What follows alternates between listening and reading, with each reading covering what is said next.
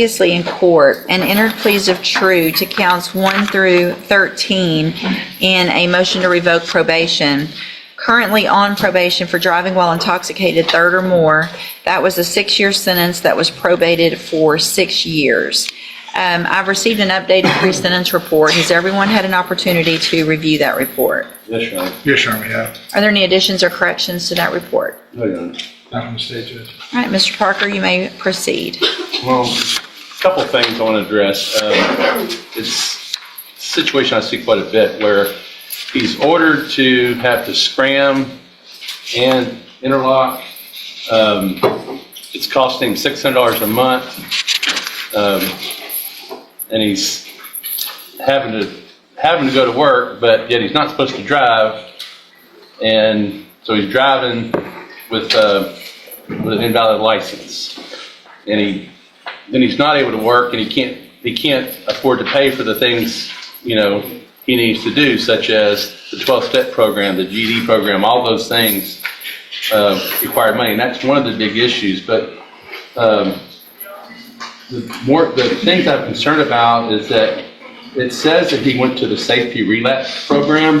I'm not sure exactly what happened, but he says he never went to the safety relapse program. I don't know if he was ordered to go and he didn't go, but I think he was in custody at the time, and I'm not sure how that happened. But he also says he's never tested positive for cocaine, which is alleged in here.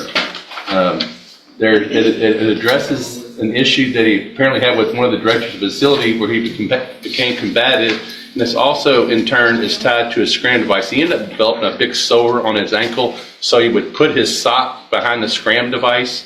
And in this incident, he was frustrated, and he wanted to take his boot off to show the director the problem that he had. And that's when they were saying that he was being disruptive. He has no other felonies, Judge, and he wants the opportunity to go back to he wants to complete his probation. He wants to do the safety relapse. I'd like to hear what they say of what happened with that, but I'm sure there's an explanation, and I think you'd also like to address the court, Judge. Well, let me first make sure I've got the timeline, because it appears that I see that safety he completed and then was placed on zero tolerance in the high-medium caseload. And after that, there was an issue where he was testing positive, again, for alcohol and cocaine, which I understand he denies the cocaine, but that's what this alleges. And in October of 2022, I'm assuming through an administrative hearing, was granted relapse safety. Yes, there was a motion to revoke that was filed and came before the court, and he was ordered to go to relapse safety, and he absconded, and he never went to relapse. So he wasn't in custody? No. Okay. And then, so we didn't see him again until August 11th of 2023 when he was arrested in Houston.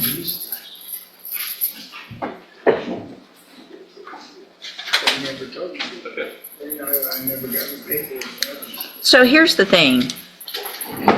Whether you probably didn't get any paperwork. Come up here to the front, in the middle here. From at least October of 2022 until August 11th of 2023, you wouldn't have known about anything because you quit going to probation. You were an absconder. And the only reason we found you is because you were arrested in Houston for aggravated assault with a deadly weapon. And then in May, we get you back here, and you were sanctioned to 180 days in jail. So this is the third time, it looks like to me, that you would have been given an opportunity to remain on probation. Gave you upfront time, continue you on probation. Courtesy supervision was sent to Harris County, and then we have the scram device issues still, alcohol violations, interlock violations, aggressive behavior, ongoing alcohol use. So if you didn't do the relapse safety, it's not anyone's fault other than your own, because Did you catch that? The judge isn't focused on just one mistake. She's looking at a pattern. multiple chances, repeated violations, and now an allegation of absconding. Once a court believes someone has stopped taking probation seriously, the odds of keeping that probation shrink dramatically. You didn't know about it, it's because you weren't going to probation. Mr. Nichols? Judge, I think it's pretty clear. He was put on zero tolerance a couple of years ago, and here we are on the second time. Third. Multiple times. Yeah. And I don't know what else we could do. So obviously, I agree with the probation department's recommendation for revocation. I think he's had more than enough chances, Judge. In fact, there was one thing I want to make the court aware of. I can call Ms. Martinez. And now comes something many defendants underestimate: documentary evidence. A single email may seem insignificant, but in court, even a brief response can speak volumes about someone's attitude toward probation. Watch how this small piece of evidence changes the tone of the hearing. Yeah, sure. Ms. Martinez, would you please raise your right hand? Do you swear or affirm the testimony you're going to give in this hearing will be the truth, the whole truth, and nothing but the truth, so help you God? Thank you. Go ahead. Ms. Martinez, you were supervising, Ms. Mendoza was on Harris County supervision, correct? Yes, sir. And you were back in October when he started having these violations and the warrant was issued. Did you advise him to turn himself in? Yes. And what was his response to you? He had responded with an email that said, "Ha." That was his only reply to you? Did I ask you to print me out a copy of that? Yes. Showing you what I marked State's Exhibit 1 for purposes of this hearing. Is this a copy of the email with his reply to you? Yes. I'll tender to the defense attorney, Your Honor. I'll tender to the court for purposes of this hearing. I'll offer State's Exhibit 1. It's admitted. And is that pretty consistent with his level of cooperation and attempts to prevent probation while he's been supervised? Yes, sir. No other questions, Your Honor. All right, any questions?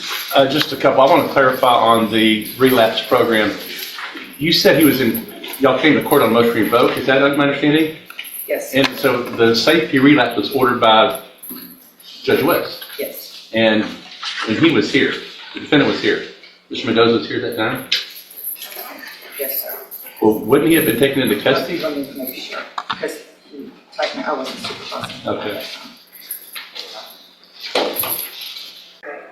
It looks like the hearing was completed over the phone.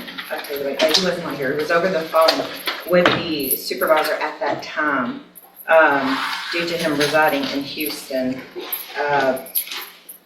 he reported he had a lack of transportation to report back to the hearing at that time because he had tested positive for alcohol and cocaine. The supervisor had recommended complete relapse safety and issue a warrant for his arrest. So he was made aware at that time that he was going to have a warrant and we were requesting relapse safety. I have no further questions of her, Judge. All right, anything I have else? no other questions for Ms. Martinez, Your Honor. Your Honor. Thank you, Ms. Martinez. I think he wanted to address the court, but we never did because Sure. we talked with her. Go Would ahead. you like to tell the court?